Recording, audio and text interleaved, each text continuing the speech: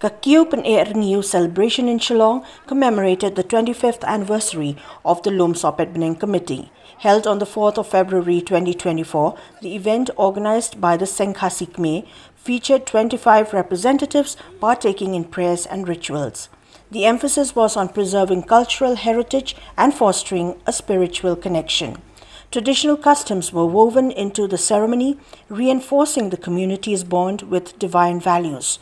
Notable figures, including the Vice Chairman and the President of the Lum Sohpetbneng Committee, played significant roles in the event. Seng Khasi Kmie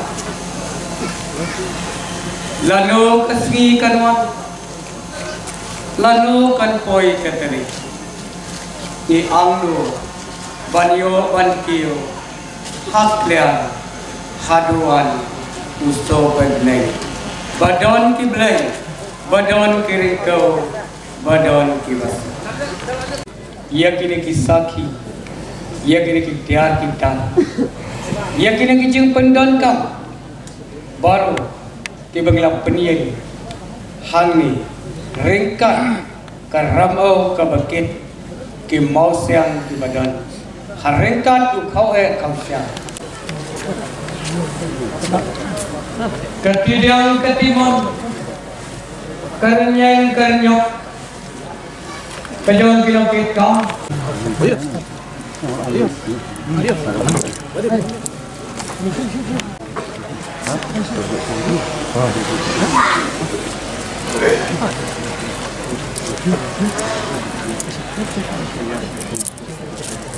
Slow and tough kenrat. Ketrang keanglut kesliang kejengi kenrat her kelapoi. Hai bat bidon anglo bat pisong kenrat. To apa to wano.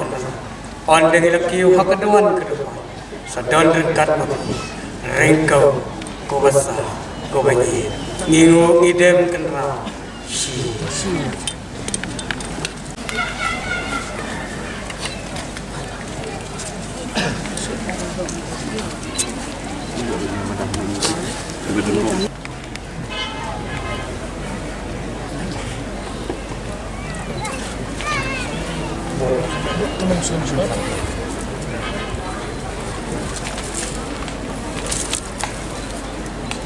Apa dia kau?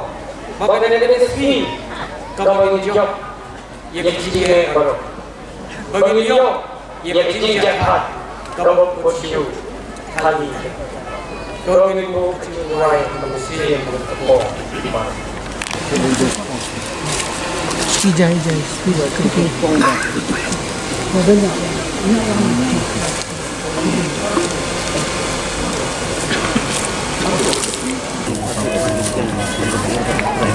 Seng Khasi Marbi pulang ke bawah beli kedua ini. Seng sama Seng Khasi Marbi suku. Seng Khasi luar ini. Coba beli kedua ini.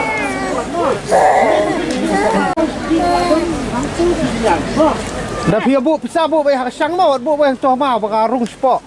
One.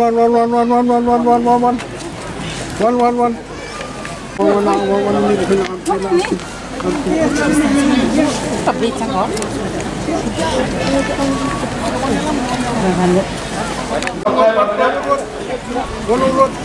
Bapak saya lapar banyak.